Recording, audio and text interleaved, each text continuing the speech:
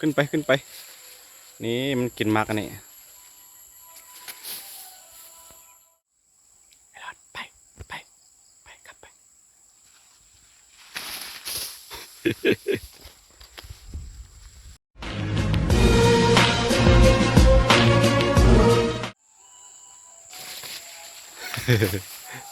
เอา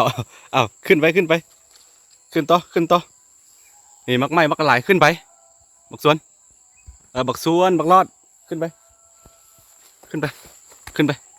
ขึ้นนี่ไอ้ไอ้ยะไอ้ยะไอ้ยะขึ้นไปขึ้นไปขึ้นอันลงขึ้นไปขึ้นไป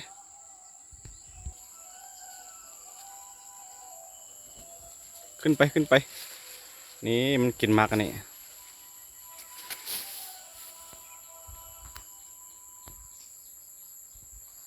ขึ้นไปขึ้นไปขึ้นไปกินไปพุ่นบักหลายไอ้ยะไอ้ยะไอ้สวนไอ้รอด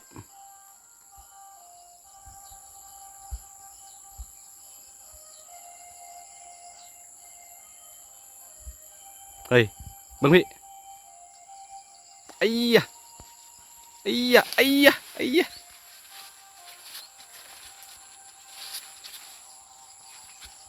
ได้ยินชาวบ้านเขาเปิดเพลงอีพูน YouTube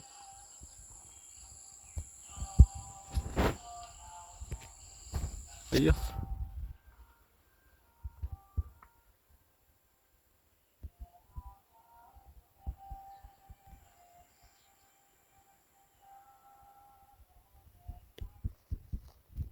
ไอ้ยะ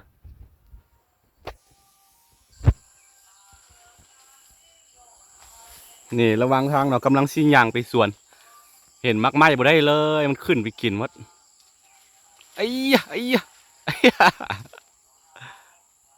ไอ้ยะ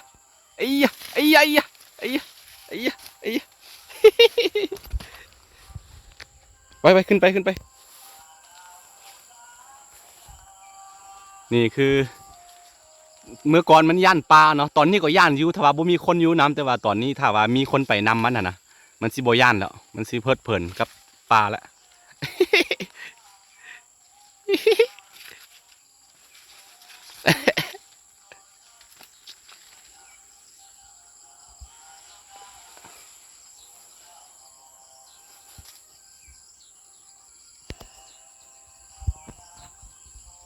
ไอ้รอดกินไหม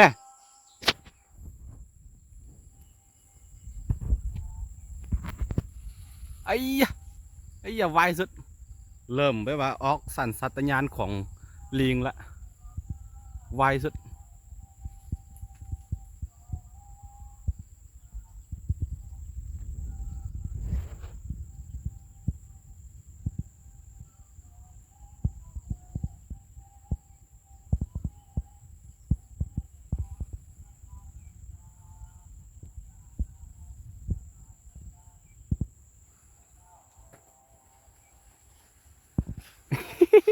ไอ้ยไอ้ยไอ้ยเฮ้ยเบิ้งพี่เบิ้งพี่เบิ้งพี่ไอ้รอด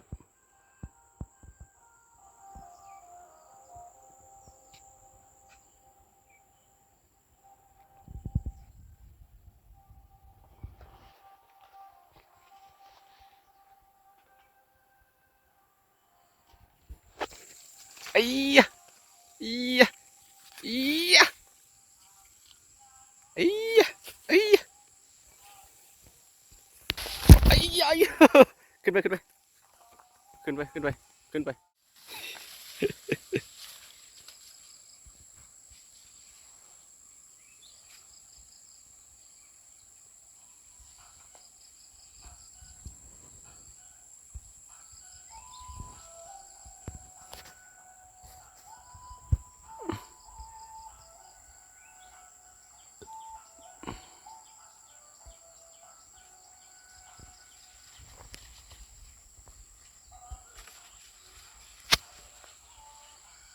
เปิดเพลงอาคายุคเก่าๆมวนพุ่นสว่านเขาเปิดเนาะอีอีอี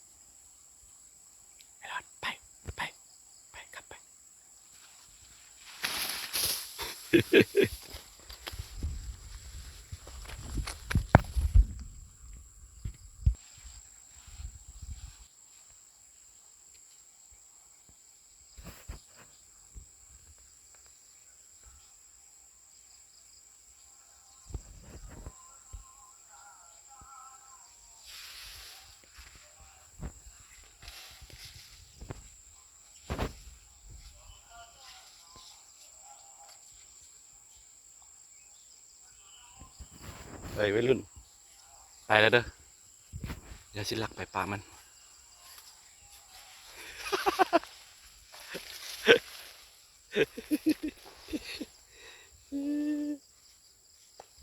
พี่มันกำลังหาเฮาพี่เบิ้งกล้องพี่ตอนนี้เขาสิพามันไปสวนไอ้ยะอยู่ดีไอ้รอดอยู่ดีมักไปลงซื้อกับปักสวนละขึ้นมาพี่ขึ้นมาพี่ขึ้นมาพี่เบิ้งพี่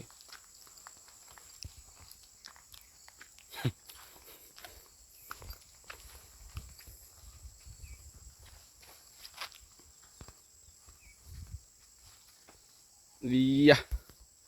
ไอ้ยะพี่เบิ้งกล้องพี่นะเห่าลืมคือ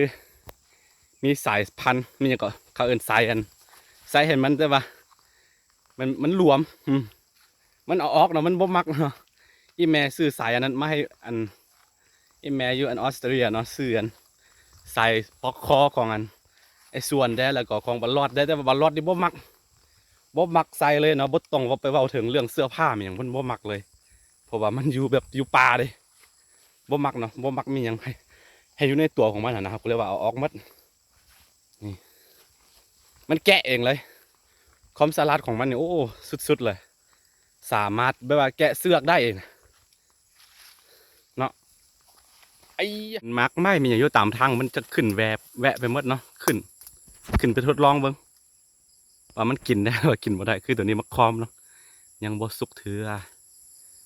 ลงมาไปลงมาอีไปย่างเอาไปอี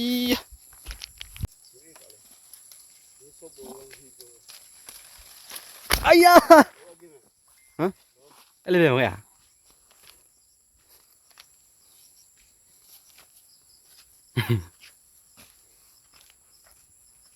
ไปย่างเอาไปโอเค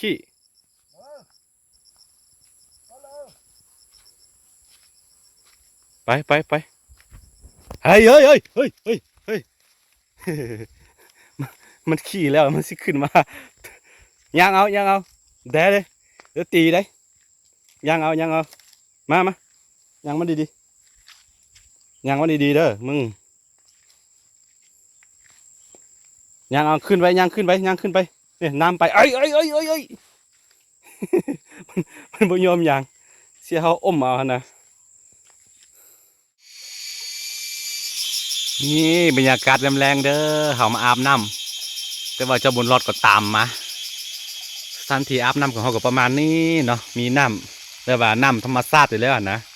น้ำห้วยตอนนี้ห้องน้ำยังบ่แล้วเทื่อก็เลยต้องได้อาบแบบนี้ รอดไอ้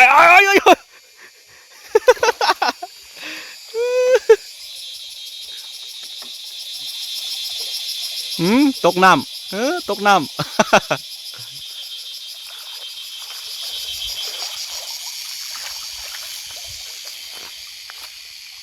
นกหนูจักจานห้องหลายอย่างบวกกับธรรมชาติสิมาอะไรหิบมาเด้อหนีเลย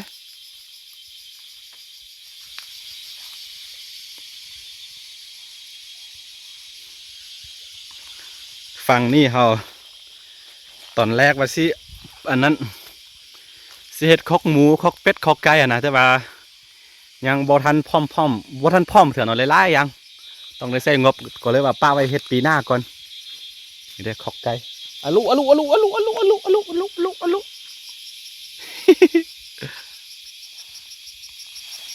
มันบ่ยอมห่างนี่แหละปัญหาไปใส่บ่ได้เนาะต้องมีมันมานำกินอย่างนั้นกินอย่างฮะโอ้คันหางคันหาง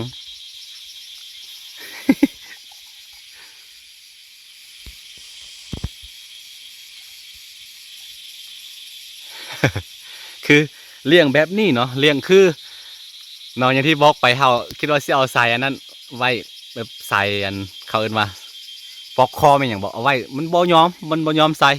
อีแม่ซื้อมาฝากเนาะบ่ยอมเลย มันอยู่แบบธรรมชาติเนาะนี่อยากหนีก็ให้มันหนีไปอย่าอยู่ก็ให้มันอยู่เนาะโอ้โอเคโอเคเขามาอาบน้ำกันเราก็เลยว่าถ่ายบรรยากาศให้ทุกคนได้เบิ่งกันเนาะประมาณนี้ลงมา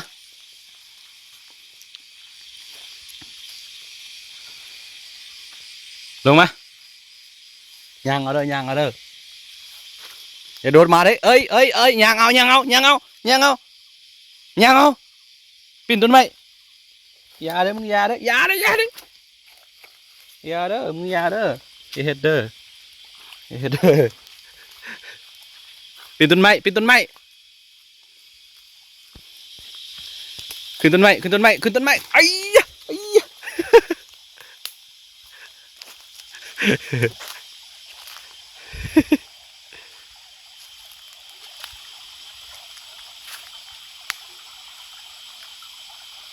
แค่เนี้ยไอ้ไอ้ไอ้ไอ้ไอ้มันสิดึงอันนี้ดีดีดีดีดีดีดีไม่เห็นอันนี้เดี๋ยวเสือกมัดเด้ดีดีดีมันดื้อนะดื้อแฮงเนาะตามสัญชาตญาณของลิงเห็นบ่เห็นเนี่ยก็เอามัด